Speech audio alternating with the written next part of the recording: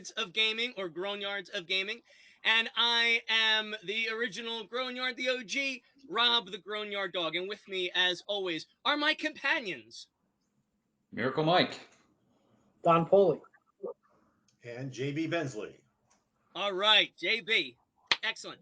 So, this episode has been a long time coming, fellas. A while back, I asked Paul at the end of an episode, what would be the next thing you'd like to talk about, Paul? You know, you're our most recent Grognard. What do you think? And this was before you joined us, Jonathan. And Paul said he would like to talk about toxic GMs, toxic GMing.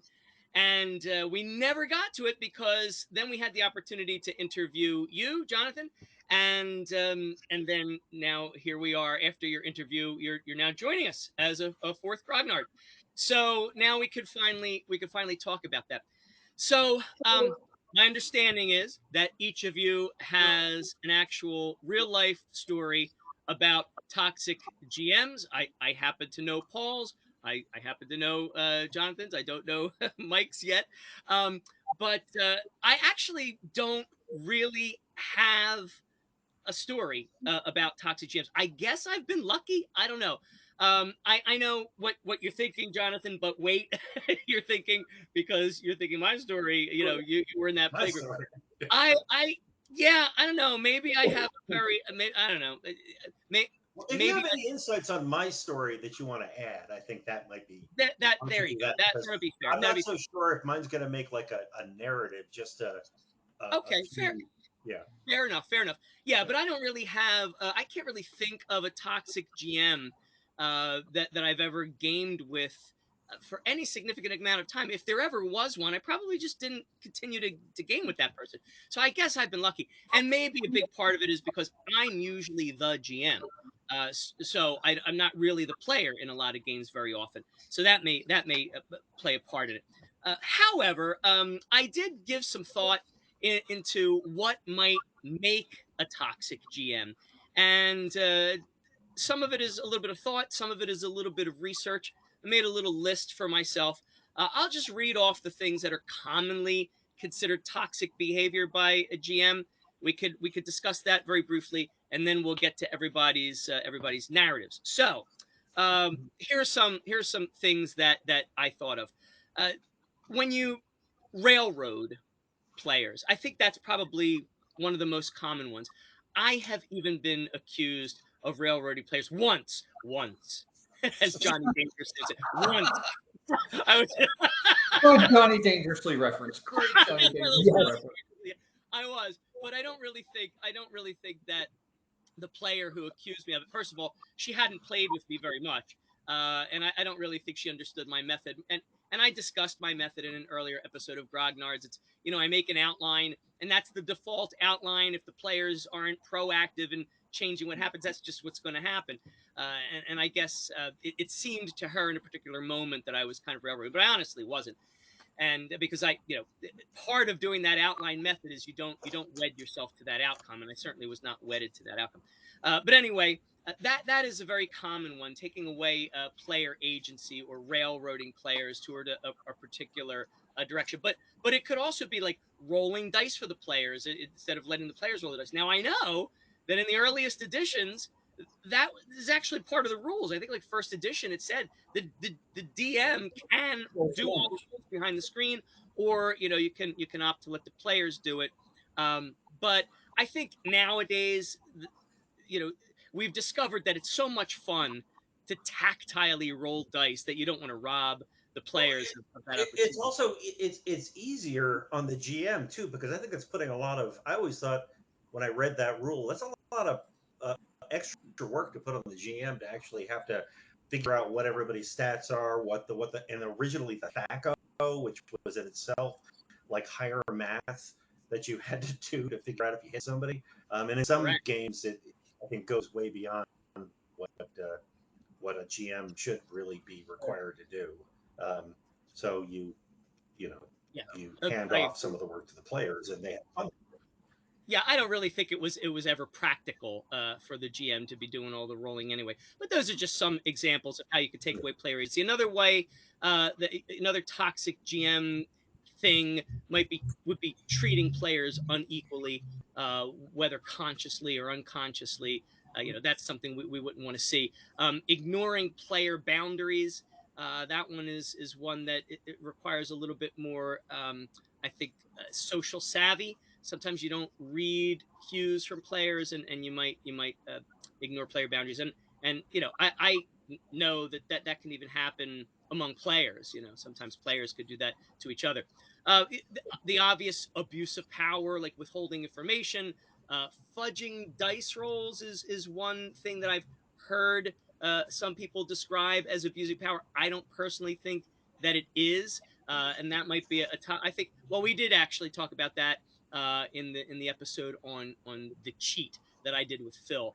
It We talked depends. about whether fudging dice rolls was unfair, and we could talk about that this episode if you want a little bit too. Yeah, go ahead, Paul. I see you want to say something.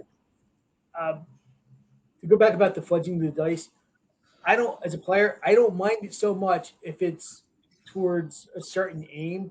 Like if Right. it's going to push the story, then I don't mind it. But when it's done for spite or because you know Yeah. the GM has an ego trip or something like that, then it's unacceptable. Right. But if Yeah. it's I, to push the story in a certain direction that it needs to go to, I'm all good with that. Right, and I think that's pretty much how we all feel, and that was kind of where Phil and I came out on that issue in that past episode. Building encounters. Oh my goodness, I need to put on my reading glasses. I can't read my handwriting. Building encounters to avoid the strengths of the player characters, and you know sometimes there's a fine line there. You want to challenge your player characters. You want to introduce villains that are a challenge to the player characters. It is possible to go too far with that, or to do it too often or too much, where you're just kind of you're defeating the character concept of your players. It's a fine line that you walk. Not being a leader when there are player problems, just kind of being too passive, that could be problematic. Not setting expectations or coming to agreements with the players about the type of game to play. If players start to get uncomfortable, again, this kind of goes back to ignoring player boundaries. But you don't want to make your players uncomfortable. Rejecting feedback, I think, is a big one, and becoming the player's enemy rather than being an arbiter or a storyteller or trying or a facilitator of fun. Okay, so those are some things that I thought about. We can incorporate any or all or none or some of those in our discussion today. So with that, I'd like to turn it over. Paul, would you like to go first? And I know you've been waiting 30 years to get this off your chest, and and It seems. I don't want the steam to come out of your ears any longer. I want you to finally be able to breathe, pal. So this is your session, your therapy session. Catharsis. Yes, and it's cheaper than a Therapy. therapist. I don't think my insurance is going to cover it. But, You have the mic. but Go ahead, pal. You have the mic. this was in the mid '90s. This all took back, and it's a cautionary tale for you younger players out there that might get caught up in this. Mutual friend of mine and Rob's, Steve, invited me to join a group he was involved with in Collegeville. And it was run by a colleague of his at a local college. They were both on faculty at the time. And this guy, Sluggo, his name is, and he seemed like a real nice guy. Bit odd, but aren't we all deep down inside? Now that's not his real name, right? No, Sluggo it's not his real name. is a The pseudonym. names of the villains have been changed to protect them. But what happened was the game, it started out pretty good at first. There was no hints at anything negative. Uh, in this group were two of his good friends. We'll call them Itchy and And Scratchy. scratch. Okay. Scratchy came a little bit later, but I mean, they seem like good guys, but could be a handful come game time.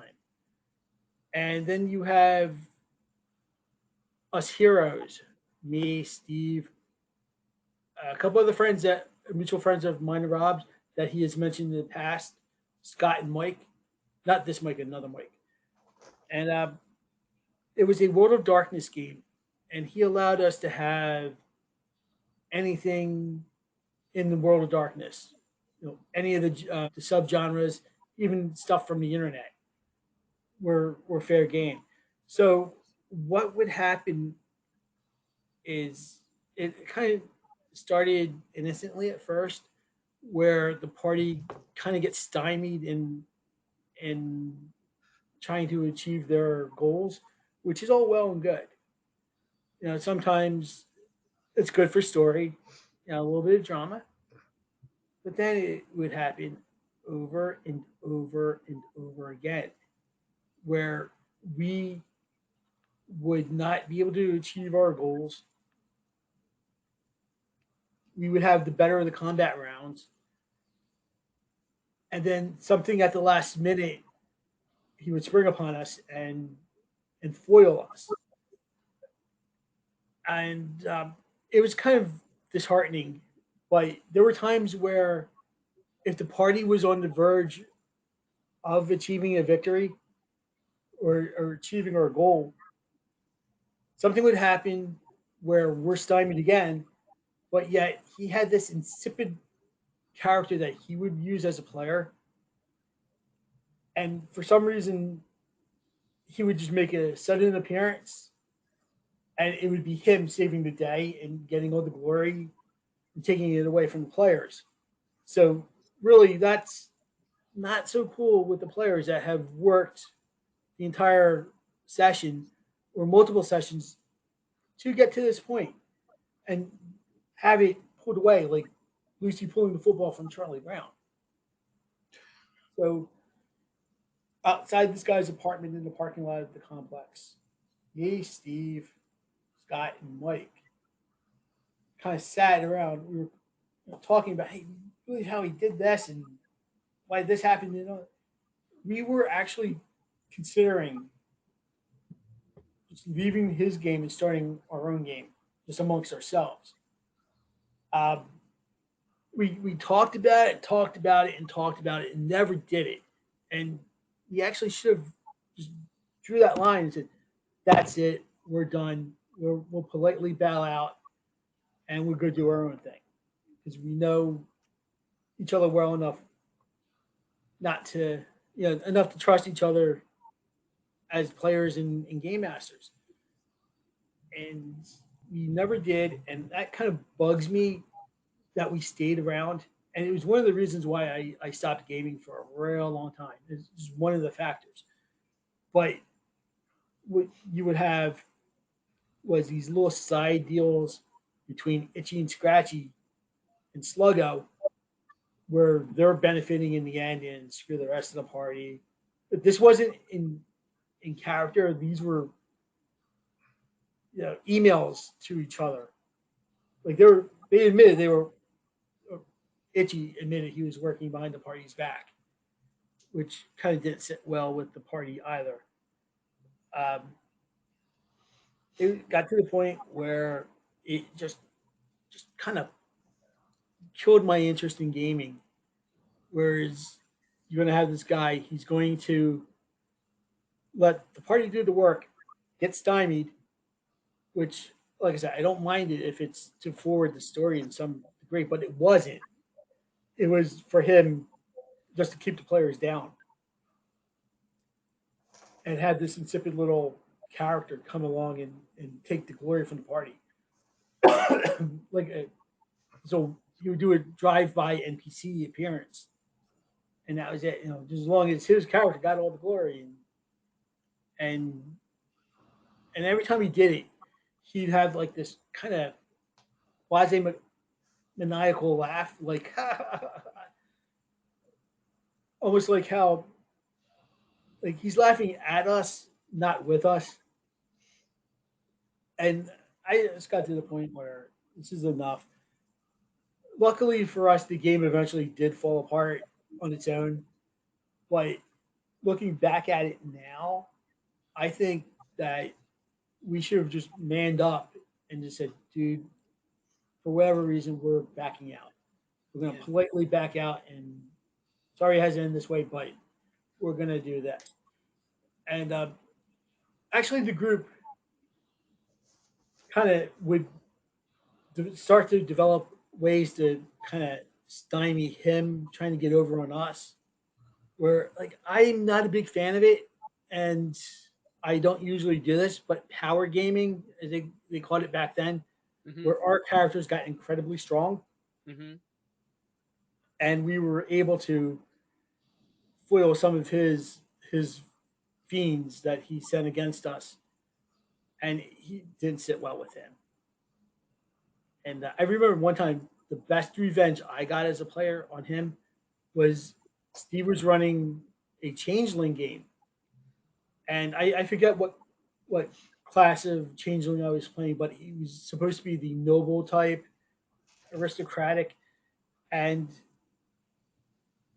one of their disciplines, when you have enough dots in it, it kind of works like you can project your majesty on them, and they bow down to you.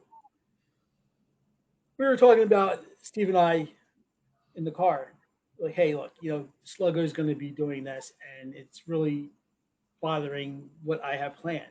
So you have this ability. Why not? When he steps out of line like that, boom, hit him with it. I'm like, all right, I think I'm going to like that idea.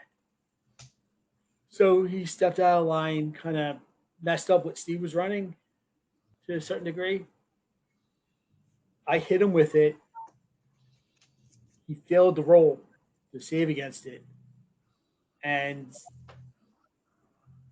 here's his character kind of bowing down to my character, and he was not happy about it. But it was a small measure of us kind of settling the score, like leaving a receipt, if you will. And there's really no reason why you, as a game master, need to stymie the party. You kill the fun out of it, really. And the party comes up with creative ways at times to overcome the enemy, and you purposely foil it for your own interest, just to be a buzzkill and show that you have control, or your insipid little character who makes an NPC appearance takes all the glory from the party. Yeah. And it was really it's enough to put off me as a player. Oh yeah.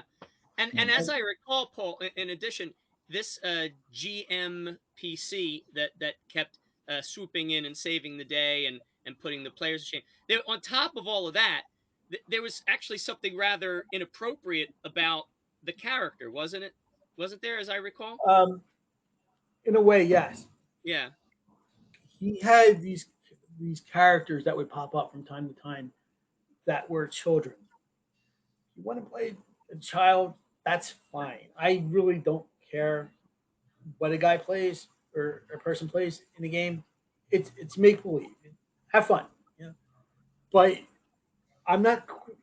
I think the character was a mage of some sort, but he would have this ability to try to bait other characters into, like, if you tickle him so many times, you get, if you're suckered into tickling him so many times, your character gets the same fate, falls into that same fate or something like that. And it was really annoying and kind of inappropriate. I'm not going to say this guy. I find maybe he was a fan of kids, but I doubt it was to a point where it was anything Right. treacherous. Right. I honestly I, believe he wasn't like a pervy right. perv. He just enjoyed this kind of character.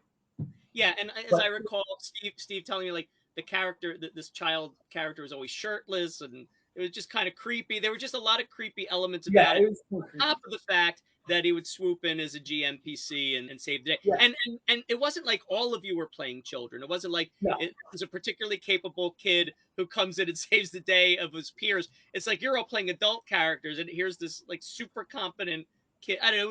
yeah, It was strange. I hear. I mean, from that story, I can hear at least three of the things that I talked about. I mean, yes, always stymieing you is like becoming the player's enemy. You know, you do want to challenge your players, mhm, but you don't want to stymie them, and there's a right, difference there. And also treating players unequally. It sounds like Itchy and Scratchy were getting preferential treatment from GM Sluggo, and the rest of you weren't. And lastly, I mean, taking away player agency by having the GMPC earn the victories, or not even earn the victories, but obtain the still, victories yeah. after all of the players had done all the work. It got to the point where I had a power game, Scott had a power game, and that was just to keep, and we only did it to keep everything level. Yeah, and that's another shame. Like this toxicity that the GM created, it seeped, it infused, it inseminated the whole game such that the players had to engage in arguably toxic behavior. That is to say, power gaming, just to survive. And then after the game was over, there were still such hurt feelings that you felt like there was this inclination to sort of get them back. And so I mean it really is a cautionary tale. You could see how the toxic GMing, it can go beyond the game, and it can actually like get have there could be real hurt feelings in real life with it. Yeah. So In fact, that was one of the reasons why I stopped role playing games. mhm. I kind of Yeah, stuck I with could stuff say that. with Advanced Squad Leader and stuff like that, where it Right. was just me and a friend of mine, and I knew he wasn't going to do anything to piss me off at the gaming table. But it like the first time I gamed in for a long time was when a few years ago when we started doing the fake games. That was like I was always itching and always had ideas for characters, but it was like I wasn't sure if I wanted to come back for a real Right. long time. I remember that time we went out to dinner. And I had to like have this, this conversation. Like, all right, Paul, what do you think? You think you want to come back to? Remember we went to Maggiano's. We had. Yeah, I was like, what do you think, Paul? You want to come back to gaming? And you're like, yeah, all right, I think I'm ready. I felt yeah, like the colonel in Rambo. Like, Rambo, your country needs you. You've yeah. got to come back to role playing. Well, well, it was sort of like what it really did was I knew who I was getting involved with, and those players could be trusted.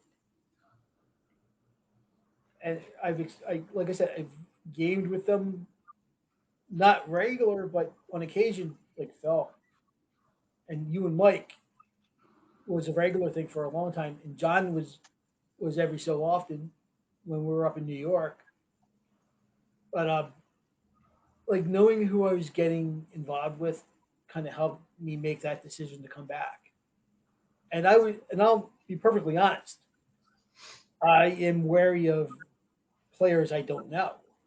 Mm, I was a little worried there for a while with Mike's D&D game because we had three players that I don't know. Couldn't try like wasn't sure I could trust them. It took me a little while, but I'm at that point now where I'm comfortable gaming with them. good. And even if we brought them into some of the other stuff we do, I would have no objection with that.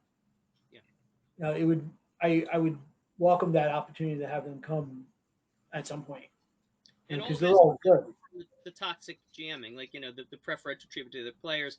Yeah, Yeah, I could see how that would spill over. it spilled over and it left me bitter for a real long time. Yeah. I'm like this isn't what it should be like. We're here to have fun, Right. be creative, and when that's constantly blocked, you have to Yeah. resort to something. You sour the players, as you say. You Yeah, hope that. Yeah. yeah, and like I said, I'm not. You guys have gamed with me for a long time. You know, I'm not one for power gaming. Like if Right. I have characters with limits, I'll play those limits, Yeah. and I prefer that because it Yeah. becomes an exercise in role playing, which is what it's Yeah. all about. That's right. It's all And about the flaws, man. It's all about the flaws. yeah, yeah, I think flawed characters are fun, Right. really. I enjoy Well, that. that's a topic for another time.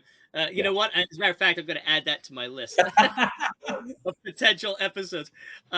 So yeah. So is there anything else that any other part of the story you'd like to tell? Do you feel better getting that off your chest? I Do you feel feel better getting it off my chest, but for anyone who's new to gaming or maybe done it for a few years, if you're ever in that situation where you have a GM that's just kind of killing the experience in one way or another, like you know, like makes life miserable for you instead of having a fun experience, either I suggest maybe peacefully talking to him or very politely excusing yourself from a group and finding another group.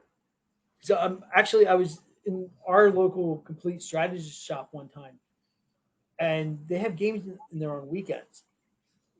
One of the store clerks in the store and the guy who comes in and games there were complaining about one guy who was a toxic GM and how he just enjoyed the fact that he was in charge and he was going to let you know about it. Mm. And if you, any of you young gamers, if you find yourself in that situation, either let the DM know, the game master know how you feel, and that it's not right, or very politely, like I should have done, politely walk away, find another group.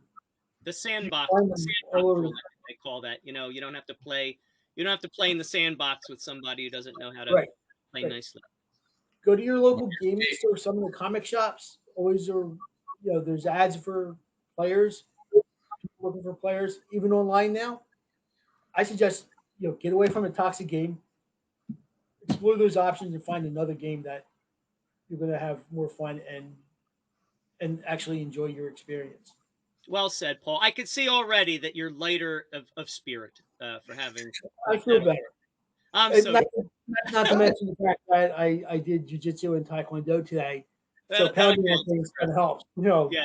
Do you picture Sluggo's face on the punching bag when you All the time, all the past 30 years. Cobra Kai? Yeah. Now I know, JB, you had an experience, and I know who you're talking about because I've met this person in a social situation. You have I really? have, yes. Rob and I Uh, went to see, I think it was Mulholland Falls with him. oh, you were talking about this. You went to see a Yeah, movie, right? Yeah, yeah. yeah. Actually, I was really put off by his personality. Now, I don't generally hate people, but this guy, I wanted to push him down the escalator because he was just I can overbearing. see I can see Well, that's a Paul's whole blood that's a pressure. And separate issue of being a toxic moviegoer.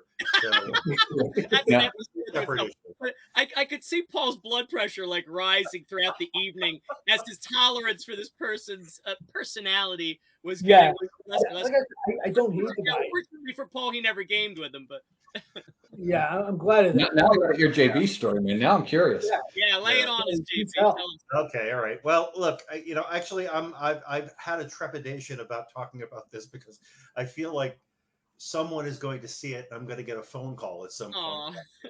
But we will refer to him as Alan Smithy, um, and I really don't like speaking ill of people, but this was kind of a special case.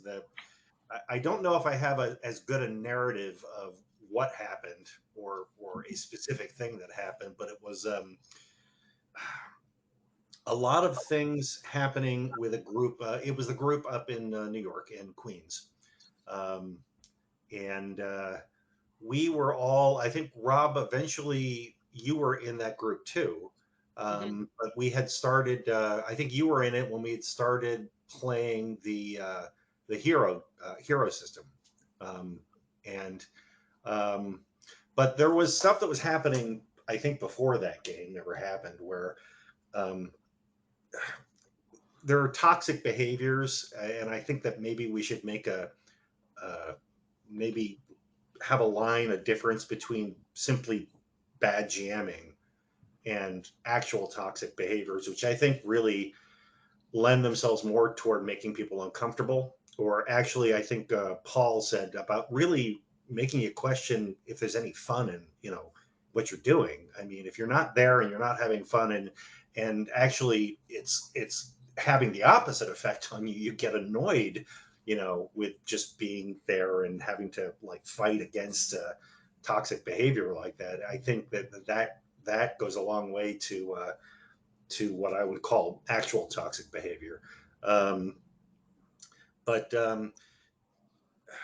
there were points where I really felt like the GM wasn't Alan, wasn't listening or gauging what the room wanted, and came up with some actually, good ideas for games, which were interesting, but then would run something and be um, he had an idea for a story that he wanted to run, but he wanted to run his story. We've talked a lot about or you guys have talked a lot about the idea that you need to let no game ever lasts beyond first meeting the players. That's right.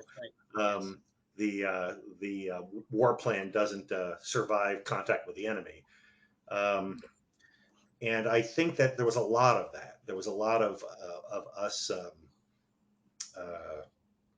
of us playing our characters, and then he would get mad that we were playing the characters in a way that didn't facilitate the story he wanted to tell. And I think there was even one occasion, kind of a point that with him and with us that kind of broke the camel's back. Was there was a game where we ended up just flat out killing one of his villains, who he wanted to be in the story, I think, a lot longer. I remember that. You were in that game, I think. Maybe we were playing a very dark street level game, and somehow our characters had ended up working their way into his apartment in a tall building, and catching him in bed, I think. And we just ended up, he had his villainous, speech, and then we ended up throwing him out a window. Yeah. And there was a way, or I don't want to get too far into it, but there was a way he could have played around that. There He didn't was. have to, and also we were like, you let us get right up to your villain with no protection, and of course we were going to get rid of him. It's a dark street level game. But he ended up walking away from that, deciding he didn't want to role play or run or do anything for a while, and kind of, moped and walked away from it. And then, I mean, we all kind of got the idea that, we were, had probably enough with role playing with them. And uh, but there were other issues that were going on in that group too. And I mean, there were some control issues where I think he really kind of wanted to control the situation more than actually allow us to have a good time. And that ended up getting in the way of things a lot. Um, um, there, I think it was at least one point where he got rid of a player in kind of a deceptive way that I thought wasn't really right, by allowing us to think that the player in question didn't want to play with us anymore, and then allowing him to think that we didn't want him around anymore, and separated the two and just got rid of this one player. And I felt like that was not a good thing to do, a good way to handle the situation at all. And especially since I considered that person at least not a close friend, but a gaming buddy. So I mean, there were things that were going on like that I felt like wasn't the correct way to handle things. And there were also what I like to call mind games, where you do things with your characters or with NPCs that maybe feel a little you make the player feel uncomfortable. I think in certain cases that I didn't really like, and I think a lot of other people, were kind of reacting to. So at that point when he left, we were all just all right, well, go.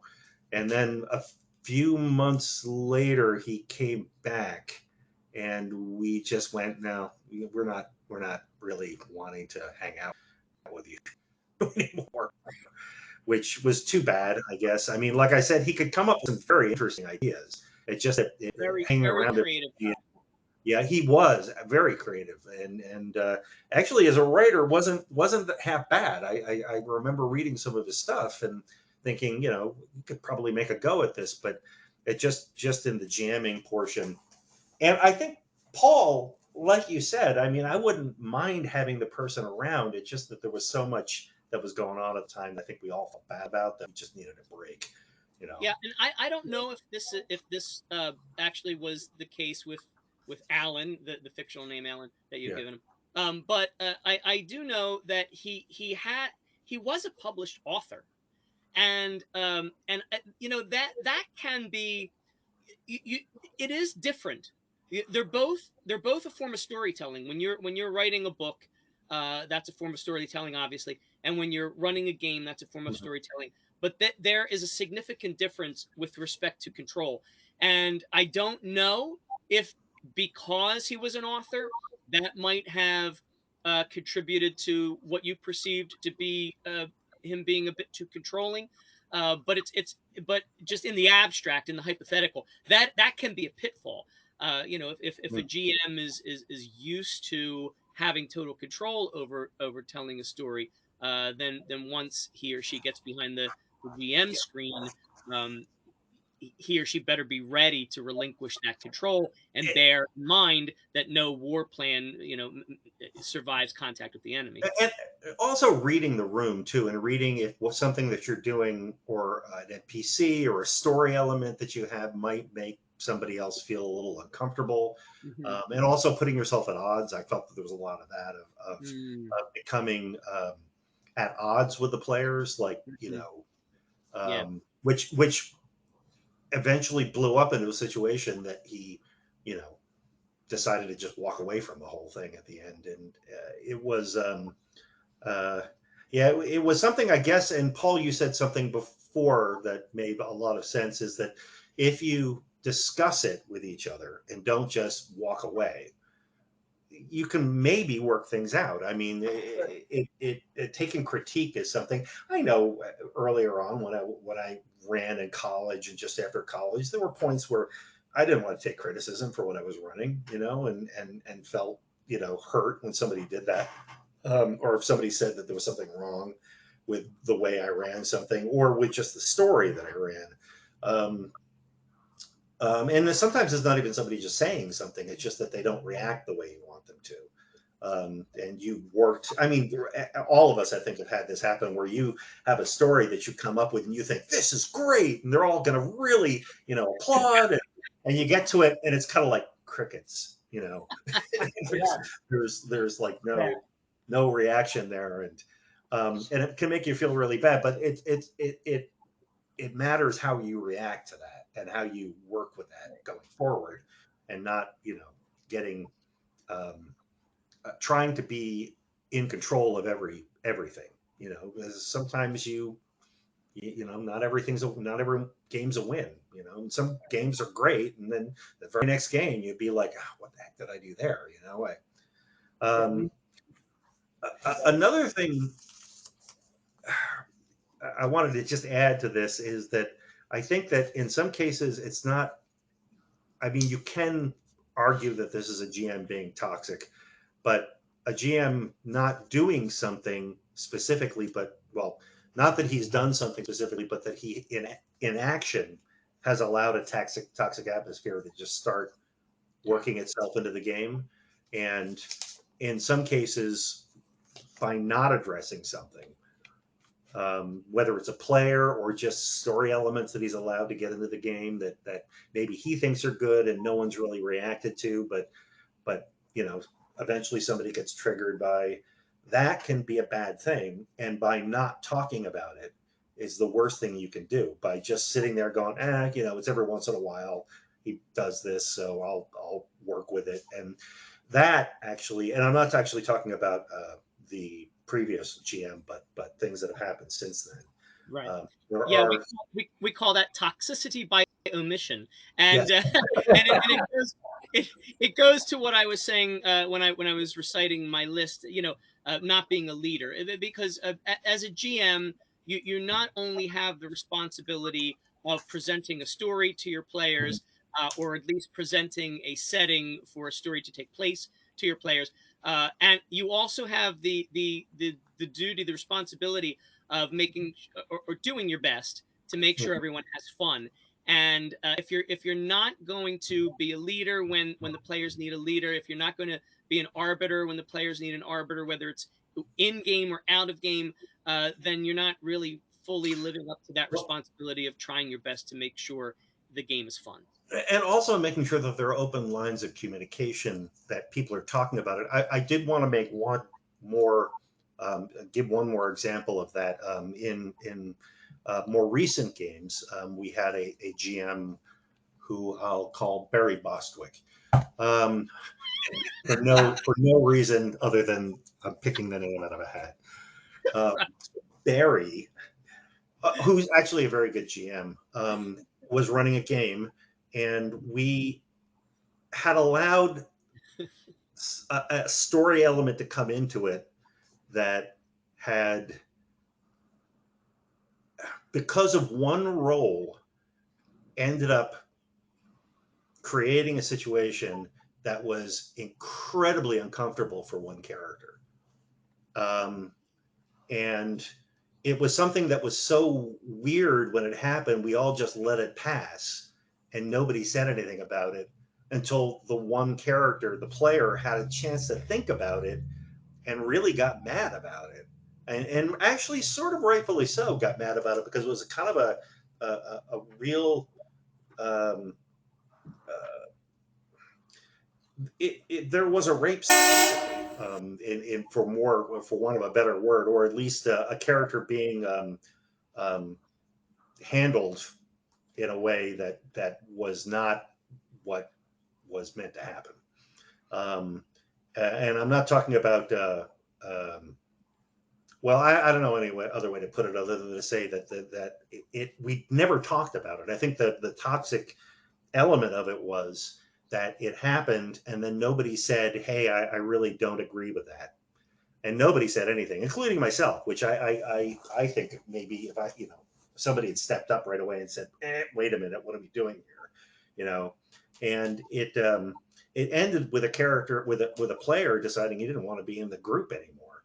Um, Started with a few months not wanting to be in it, and then ended up being a disagreement with the player and the GM, and then they just separated ways. And it was something that really could have been discussed, I think, and wasn't. Not even for the next few games. We, I think, tried to role play it out with nobody saying anything about it, like almost doing it in character. And then there was a misunderstanding about that, and it didn't work. And then afterward, it just wasn't discussed well enough. And I Okay. think if it had been discussed openly, um, I think the whole thing could have been kind of put to bed a little bit better. But like I said, it just, if there's no open line of communications between the GM and the players, that can cause a big problem. Now, Um, just to clarify,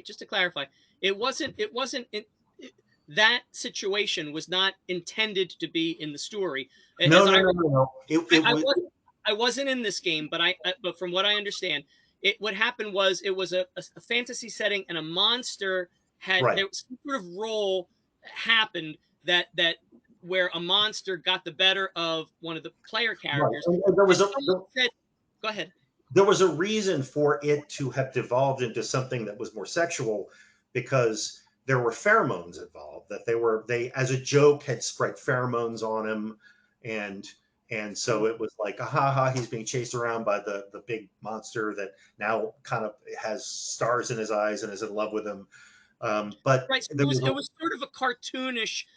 right. Someone sort of said it, sort of an offhand comment, and painted a very cartoonish picture. But Right. nevertheless, when you boil that situation down to its essence, it was very unpleasant for the player that was Oh yeah. And targeted. it was like it was. I remember being very tired that night, but I remember thinking, did that just happen? Wait a minute. What just happened there? And it was all because of one role. Wow. It really wasn't supposed to be anything in the story. Even that night, the situation was something that we had kind of um, uh, we had kind of brainstormed that night to kind of come up with a solution to a problem that we had. And it takes too long to explain how that could have been the solution to any problem, but it was it's that sort of fit into the story. But then, of course, when this role came up, it just devolved into something that nobody expected. And like I said, because of a lot of misunderstandings and hard feelings, it ended up with one gamer not wanting to be in the game anymore, and then not being in the game permanently. So it's something that I think everybody in that game felt bad about, but mostly the person who it happened to. And it made the whole thing feel like, why am I doing this? And that's what I mean by toxic, is that it really it isn't just not having fun. It's making you feel uncomfortable with playing, and that can really like destroy a game. You know. Oh, I mean, I have really. There's not a lot of filters for me. Like it's going to take something exceptionally creepy for me to want to play away from that. Like I'll try to role play away from it, and if it's something that I feel I might be uncomfortable with, but there's very little that me as a player would feel uncomfortable with. Oh, Rob would tell you.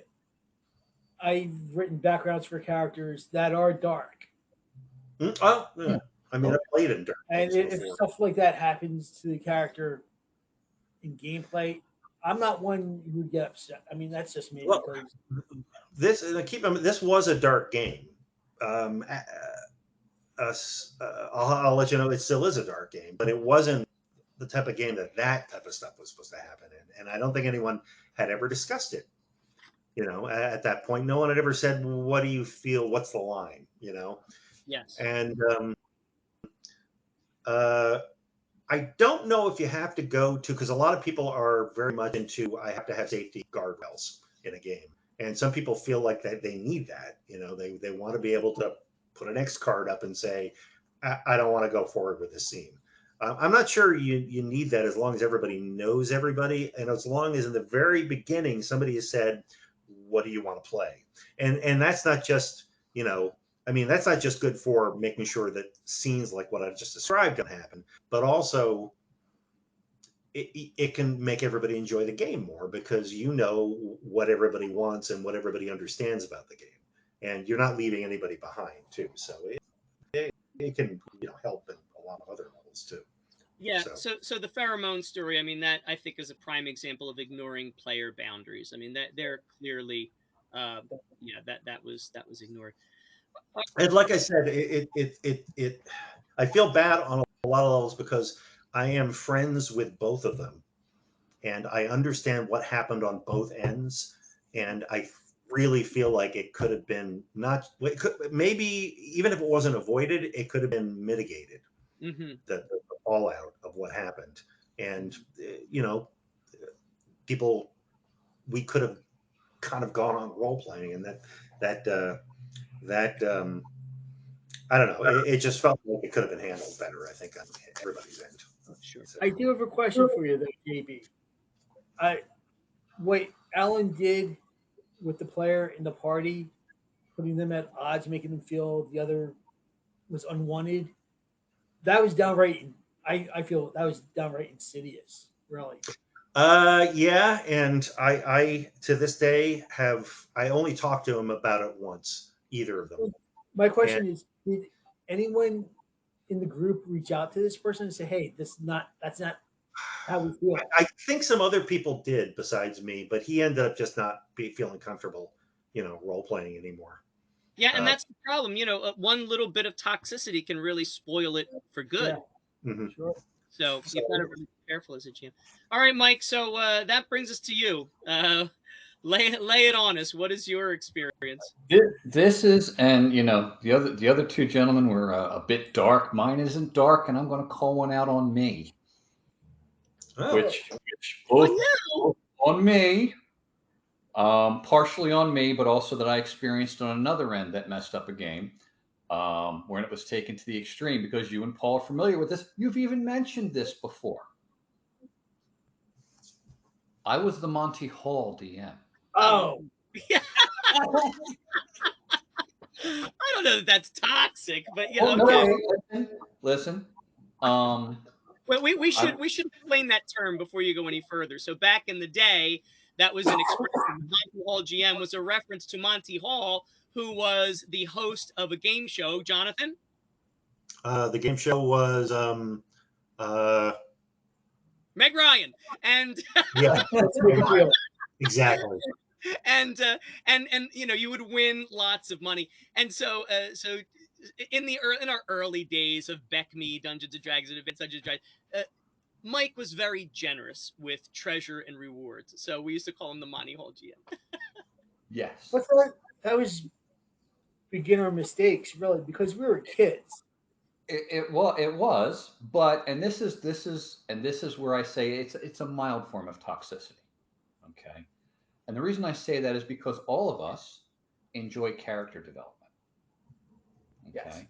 And what I have learned, like I said, I was the Monty Hall DM. I gave you lots of experience, lots of treasure, made you uber powerful, but that cuts out character development. Your characters go fast, fast, fast, fast, fast. They're all the way at the top, and you can't do anything with them anymore. And the reason I say it's more of a mild is because I've experienced this myself, playing a game with another Monty Hall DM later in life, where this was the rinse and repeat, which was what was toxic. They would Monty Hall DM, we would get our characters to a point where they were no longer playable, then we'd start it back at the beginning and they do the same thing all over again. And then we'd start back at the beginning and the same thing would happen all over again, which is, goes to your poor player experience or, things of that nature. So it's not, like I said, it's a more mild form of toxicity. But it is it really put me off only because I stopped enjoying playing in that genre, in that realm, only because I could never get it. I stopped enjoying making characters because there was nothing, everybody ended up a power gamer and a meta gamer out of that experience. Oh. And, who could get ahead of who could make the better character. Because what it did was, and it didn't happen a lot with us, but it's, all of a sudden everybody's an expert in everything, regardless of the system that you're in. And you've got nothing you can throw at them, and there's nobody that shines. You know, how does the Incredibles line go when everybody's super, nobody is? Yeah. Right.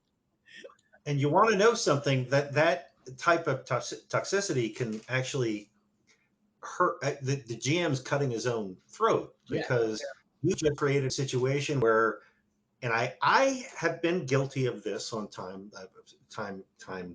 a few times before, where I allowed a character to kind of get too powerful.